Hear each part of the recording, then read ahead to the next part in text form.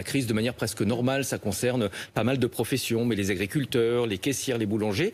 Au total, ce sont 4,6 millions de personnes qui sont éligibles, sous condition de revenus, sous condition aussi que leur entreprise ait signé un accord sur la revalorisation des métiers qui sont exposés à la Covid. Et cette prime, elle pourra aussi grimper jusqu'à 2 000 € s'il existe dans votre entreprise un accord d'intéressement. Dans ce cas, pas besoin d'être ce qu'on appelle de la deuxième ligne. Et dans la pratique, est-ce qu'on sait si les entreprises, elles vont jouer le jeu ? Il faudra qu'elles aient les moyens. Et cette année, ça va être effectivement compliqué. On est en sortie de crise, les caisses sont vides dans beaucoup d'entreprises.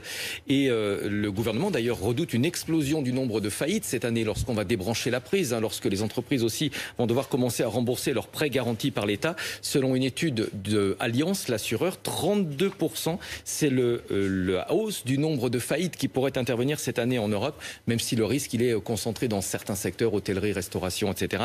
Dans ces secteurs-là, il n'y aura sans doute pas de prime Macron. Est-ce qu'on sait dans quelle mesure ça avait fonctionné l'an dernier ?